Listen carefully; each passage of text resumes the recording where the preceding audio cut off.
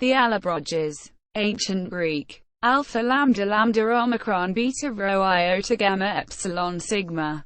Alpha lambda lambda omicron beta rho epsilon gamma epsilon sigma. Alpha lambda lambda omicron beta rho gamma epsilon sigma. Were a Gallic tribe of ancient Gaul, located between the Rhône River and Lake Geneva in what later became Savoy, Dauphiné, and Vivarais. Their cities were in the areas of modern-day Annecy, Chambéry and Grenoble, the modern departement of Isère, and modern Switzerland. Their capital was today's Vienne. Geography. The location of the Allobroges is deduced from mention of them in ancient writings. Caesar says that the Segusiavi were the first tribe outside the province Gallia Transalpina, on the far side of the Rhône, and that he marched from the Allobroges to the Segusiavi. That is, the former occupied the east bank of the Rhône. On the north, the Rhône divided the Helvetii from the Allobroges, i.e., the latter were on the south bank of the river and Lake Eliacute from which it flows. Geneva was Allobrogian. Caesar says the Allobroges were recently subdued. History. The first recorded reference to the Allobroges is from the Greek historian Polybius in 150 to 130 BC. He tells how they unsuccessfully resisted Hannibal when he crossed the Alps in 218 BC. In 123 BC, the Allobroges gave shelter to King Teutomachilus, or Teutomalius, of the tribe of the Saluvii which Rome had conquered, and refused to hand Teutomachilus over.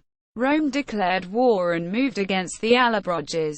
On August 8, 121 BC, the legions of Quintus Fabius Maximus defeated them and forced them to submit. Maximus earned the cognomen Allobrogicus for this feat. Crixus, the chief lieutenant of Spartacus during the Third Servile War, was an Allobrogian Gaul.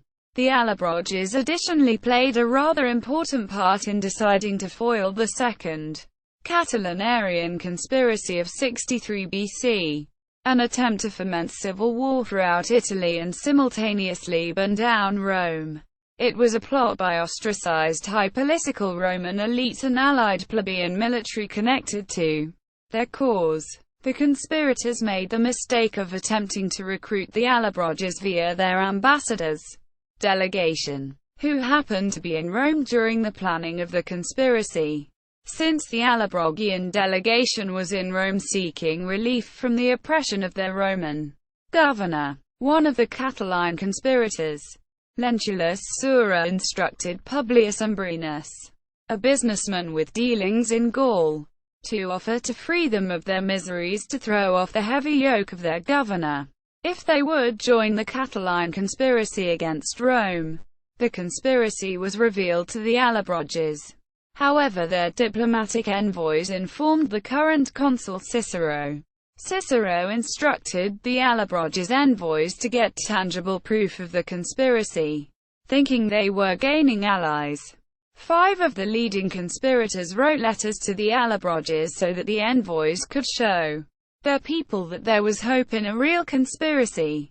However, Cicero had the letters intercepted as the envoys left Rome and read them before the Senate the following day. In the first of his Catiline orations, with the plot exposed, the ringleaders were rounded up or sacrificed themselves, mostly in unprepared pitched battles around Rome.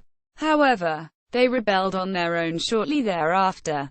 In 61 BC, chief Catugnators revolted, but Gaius Pomptinus defeated them at Salonium. Next, loyal once more, Allobrogian warriors joined Julius Caesar during his conquest of Gaul.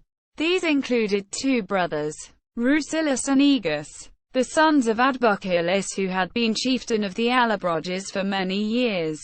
In the Civil War, Caesar explains that these were men of outstanding courage, and had been availed of their excellent and stalwart service in all his campaigns in Gaul. Consequently, they had been greatly honored by Caesar, who had assigned to them the highest magistracies among their own people. Regrettably, Caesar records that these privileges allowed the Allobroges to become carried away by stupid, barbarian vanity, and to look down on their own people, to cheat the cavalry of their pay, and to appropriate all the plunder for themselves. A generation later, Emperor Augustus placed the Allobroges in the region of Gallia Narbonensis and later Gallia Viennensis. Under the Roman Empire, Vienne grew, and in 100 AD Tacitus described it as historic and imposing. Archaeological excavations have revealed extensive warehouses. They collected tolls from traffic passing up Via Agrippa and various other Roman roads. Religion. From the Palace of Mirrors, baths at St. Romain en Galles, across the river from modern Vienne, but part of ancient Vienne, comes a statue of the town's tutelary goddess, northeast of Vienne and north of Culero. Modern Grenoble is a major healing sanctuary at the modern town of Aix-les-Bains. This was dedicated to a southern Gaulish healing god Borvo, and not to Apollo as might have been expected of such a Romanized people. See also Gauls. Notes. Bibliography. Initial material derived from the public domain Lempriere's Classical Dictionary of 1824. Caesar Julius de Bello Gallico.